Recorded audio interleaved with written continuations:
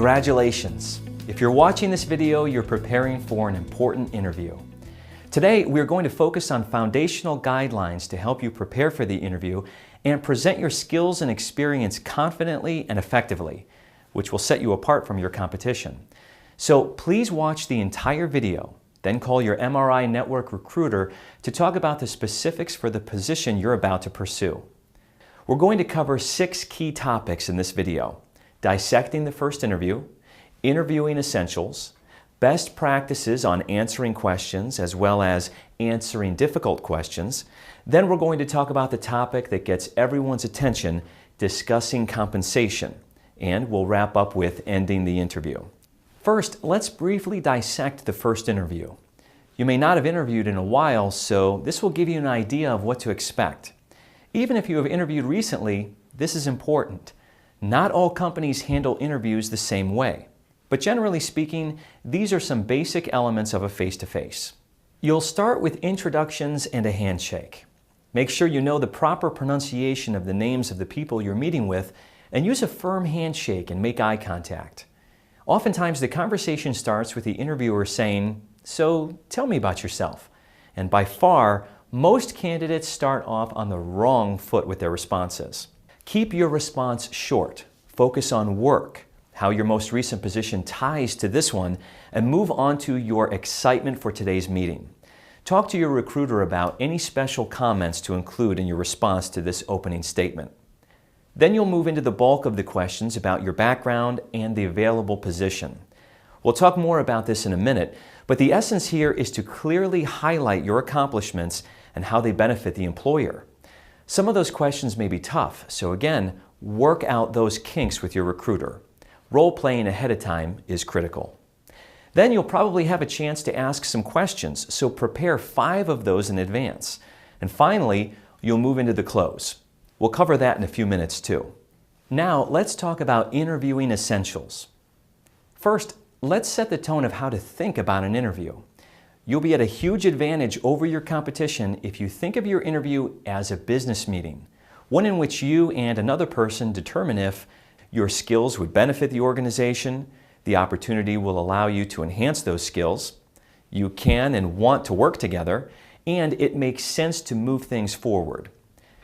Thinking about the interview as a business meeting helps you prepare with less stress. Here are some essential actions to take prior to your meeting. First, let's talk about public information. A client can legally view posted information about you and may make a decision based on what they see or read on your blogs, website, and social media sites like Facebook, LinkedIn, and Twitter. Internet research on candidates is a way of business these days, so adjust security settings on your accounts or edit content that could get in the way of your success. Prior to the interview, conduct thorough research on the company. At minimum, read the LinkedIn bios of everyone you'll be meeting with, be familiar with their company websites, key news or media items. Make sure to talk to your recruiter for more direction on this. Confirm the time, location, directions, and the names of the key people involved in your day. If you use internet sites for directions, be sure to confirm with your recruiter that the information is correct. Arrive 15 minutes prior to the interview. Arriving earlier may cause you to get anxious or distracted while waiting, and it might cause the client to feel rushed to begin the meeting. 15 minutes allows you to get settled, focus your thoughts, and observe the company culture for a few minutes while you wait. Remember, the interview begins the moment you step on company property. From that point forward, your actions are on display, so treat everyone you meet with respect and courtesy, whether they are the maintenance staff, the receptionist, other guests in the lobby, or the CEO. We've learned from our 45+ years of industry experience that no matter what the level of opportunity, success is in the details. So we have important tips for dress code and hygiene. You may think you've got this one down pat, but trust us, not talking about this has led to disastrous results. So here are the specifics. Wear conservative business clothes. Men, wear a suit or sport jacket. Women, wear a suit or tailored separates. Your recruiter will let you know if there are any other specifics. Be certain that your clothes are clean and well-fitting. Too short, too tight, or too loose may cause you to be distracted or uncomfortable.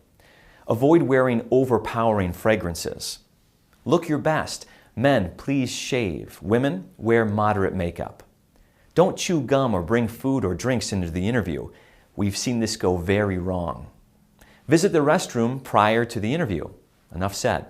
And please, turn off your mobile devices, or better yet, leave them in the car.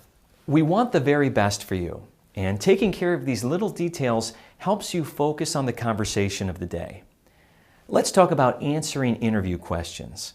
Have you ever been in an interview and your mind went blank, or you couldn't find your words, or you were so nervous that you said too much, or your emotions got in the way of a solid response?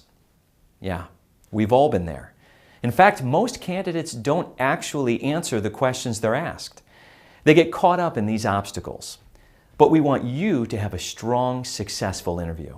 No more fear or lack of preparation getting in the way of you presenting your best self. Since an interview at its core is a business conversation, there are no right or wrong answers to questions, but there are effective and ineffective responses. Remember these simple points about answering questions. Be prepared to talk about your core competencies, skills, and achievements. That's something you and your recruiter will discuss in detail. Always tie your experience and accomplishments to the position you're interviewing for and explain how they will benefit the potential employer. Your recruiter will talk with you specifically about which experiences to highlight and which types of examples to provide. But jot down some thoughts now about what to emphasize and relate to this opportunity. The best way to communicate your experience and potential contributions is by providing concise examples about your work experience. And one way to do this is by using the STAR response method. STAR will help you differentiate your responses from other candidates by focusing your thoughts, directly answering the interviewer's questions, and thoroughly communicating the value of your true skills, talents, and accomplishments. Here's how STAR works. S and T stand for situation or task. Describe the business setting and the problem you had to solve or task you had to complete. Here's an example. Expenditures needed to be analyzed for an unexpected rush on a customer report. A touches on the actions or behaviors you demonstrated. Describe specific actions you took or didn't take. If you worked in a team, be sure to emphasize your ability to be a team player. And also be specific about your role and the actions you were responsible for within the team. For example, even though I was busy, I volunteered to analyze the numbers. I presented the data in a concise, easy-to-read Excel spreadsheet and provided specifics in case anyone wanted to see how I analyzed the data.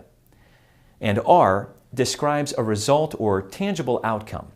Describe the specific measurable result that followed your actions and the impact or consequences of that result. So you might say, the customer received accurate information on time. My efforts strengthened our relationship with this customer. Again, talk specifically with your recruiter about structuring your responses to questions. This is one of the most critical steps of your preparation process. Let's shift slightly to answering difficult questions. Not all questions are created equally. Tough questions are, well, tough. Who wants to be asked point blank, why were you let go? Or what are your weaknesses? So it's important for you to answer those questions truthfully, quickly, and with as much poise as possible. Keep your answers natural and true to your personality. Here are a few guidelines for answering difficult questions. Expect unexpected questions. It's okay to pause for thought before answering. Provide concise answers. Don't give too much information away. Take responsibility for your part in difficult situations and always end on an upswing. Focus on what you learned from the situation and transition to how that lesson will help you succeed in the position you're interviewing for. Never badmouth previous employers or colleagues, and always watch your tone when describing difficult situations from the past.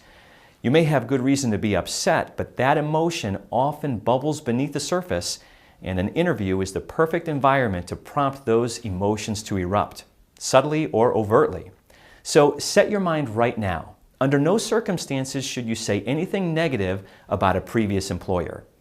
It points to bad character and raises significant red flags to most employers. You can have great success in moving through difficult questions during an interview. Talk with your recruiter about specific situations you may be asked about. Now to the topic that generates a lot of interest: compensation. Since this is such a personal and emotional topic, be sure that you and your recruiter discuss how you should handle any discussions of compensation that the client might initiate during the interview. Your recruiter has a wealth of experience and wisdom in this area, and while you may want to get out there and discuss the topic, trust us, your recruiter knows the client well enough to know how to handle this delicate topic. That brings us to ending an interview.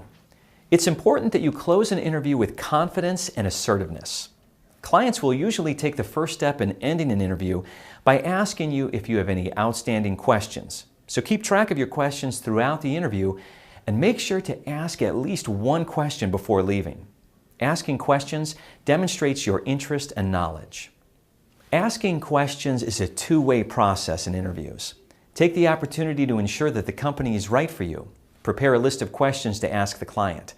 Some examples would be to ask about what the client thinks is the most critical skill or character trait for success in the role, or his or her management style, or a recent industry-specific news item and how that may affect the company or department. The most important goals or objectives for the team or department for the next 12 months and how your position fits into those goals. If you want the position, it's critical to ask for it at the conclusion of the interview. Summarize your skills and qualifications. Refer back to a few points made during the interview that highlight those skills, and directly tell the interviewer that you'd like the position. Genuinely convey interest and excitement in the opportunity. Here's an example of what that could sound like. This sounds like a great opportunity for both of us.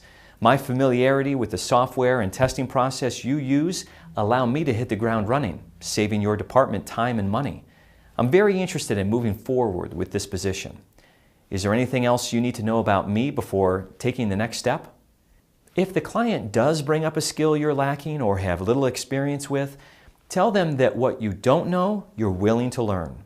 Demonstrate flexibility, a willingness to improve skill sets, open-mindedness, and the commitment to being a team player. Keep in mind the majority of our clients want employees who demonstrate enthusiasm for the company, its mission, and its people, have confidence to do the job and use their well-matched skills, are coachable, and strive to make an immediate contribution. Now, if you're not interested in moving forward, be discreet about it. Be polite, and at a minimum, thank the other person for their time and the opportunity. Never burn bridges. Lastly, it's a professional courtesy to thank interviewers and individuals you interacted with after an interview. Keep a pack of thank you notes in your car or briefcase so that you can write a quick note and deliver it immediately to the front desk or a traditional mailbox. You can also email a quick thank you. Make sure to check the spelling of anything you write or type. Remember, success is in the details. Thanks for taking the time to watch this video. Use this information in conjunction with conversations with your recruiter in order to get the very best results from your interview experience. All the best to you.